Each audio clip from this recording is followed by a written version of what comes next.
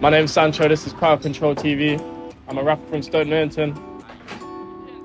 Been doing it since I was 13. Still gonna be doing it when I'm 25,000. I never knew what I wanted in life, so I started smoking. It's so real, when people ask me what genre my music is, I feel like it's UK hip-hop definitely. Like it's hip-hop more than anything else, but I've got a lot of twists in it. I don't know, like I just use any beat that's given to me. Like if I like it and like, I want to use it, I'll just use it.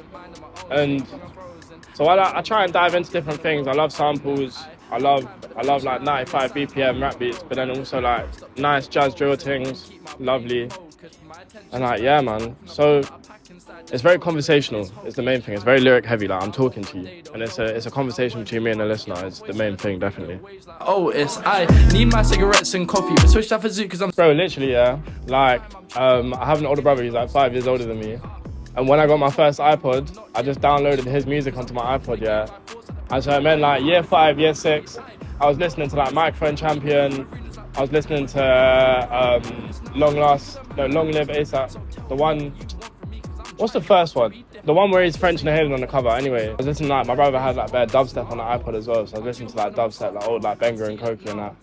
And then I think for me as well, an artist that I grew up with was Mac Miller. Mac Miller is someone who he was starting out when I was bare young, and then as I was a teenager, he was growing as an artist, and like his music has always stuck to me, and he's definitely like one of my biggest inspirations, I think. My dad's a saxophone player. He's a free jazz saxophone player. And my mum paints live jazz music. That's what they both do. So they're both creatives. And I grew up in a house with like a lot of Dionne Warwick, a lot of Miles Davis, Herbie Hancock, a lot of like jazz like Ornette Coleman, Charlie Parker, and yeah, like just different things like that. It was a lot of jazz and a lot of like soul music, with different things as well. Johnny Cash, Cat Stevens. But yeah, man, it was always a musical household. Like every day we had music playing. There was never a day where there wasn't music on. But that's just like, I don't know, it was just always what we did. I've been obsessed with it since young. STOKE, NEWINGTON, man, what a place, bro. I mean, I was born and raised. I've never moved house, man. I still live with my parents. Shout out mum and dad. Might as well, you know, it's cheaper. But yeah, man, it's where I grew up, and I'm very happy to have been from there. I feel like I might be biased, but it's the best part of London. There's everything going on there, man. Stokey. Cause I've heard this shit pace, fly to Mexico like Pablo. It'll be so real, like, so that was my first release, innit, that album, and I made it in like 3-4 months while I was in sixth form with my boy.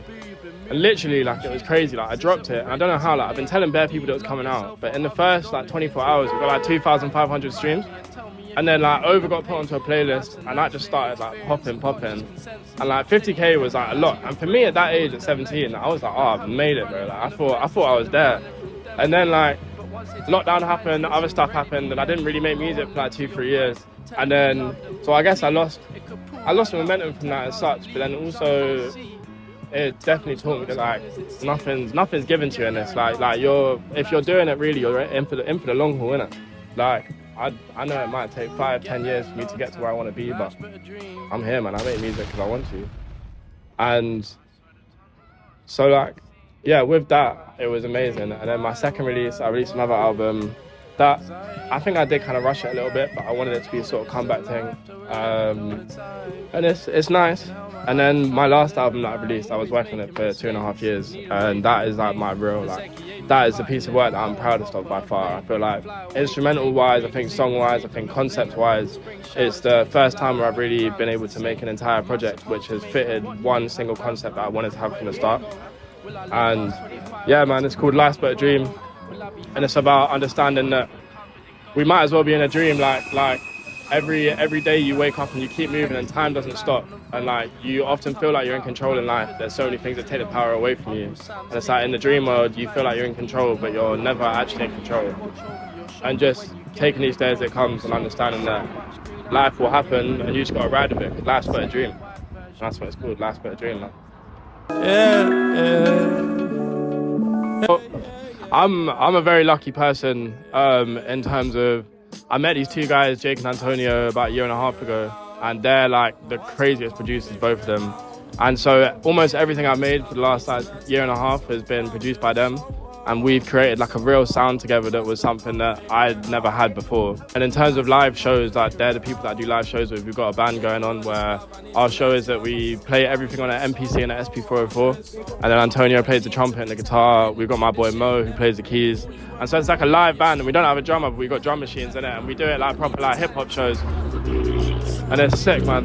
That guy's got a crazy exhaust, serious. But yeah, man, so that is definitely something that we feel like we've created a show that we can translate across a lot of venues, and like when the time is right and when we get the opportunity, we're ready for that. In terms of my scene, I think, you know, I don't know, man. I'm in the jam scene. I go to a lot of jams, a lot of like live band jam sessions where there's rappers and stuff. 5 Points Project is one that is like I'm real close to those guys, and they're really sick. But I think I'm trying to find my scene, and I think I'm definitely trying to break into the underground UK rap scene of like people just knowing who I am, innit? Because I feel like I know how to rap, bro, and I just I want people to know the name and like shout me. I just want to do shows, bro, festivals, like anything, man. I just love to rap, and I want to continue rapping, and whatever I can do to do that that's it, man. Trying to figure out my love life. I feel like music is the truest reflection of myself. Like the music that I make, I feel like when I write verses, I write what comes to mind in the moment. And often I'll listen to songs and listen back and feel like I'm learning things about myself. And it's not so much that it's therapy, but it's very much something that it's like, I need to do this, bro. When I'm not making music, and when I'm in months where I'm not making music or not writing, like I'm not happy. Like it's just, I don't feel like myself. And for me, it's something that keeps me going. Like I go to studio like 3-4 times a week, not because I feel like I need to or because I want to make money. It's just that I enjoy it so much. And so I feel like, why would I not do something I enjoy? And hopefully if it works out, it works out.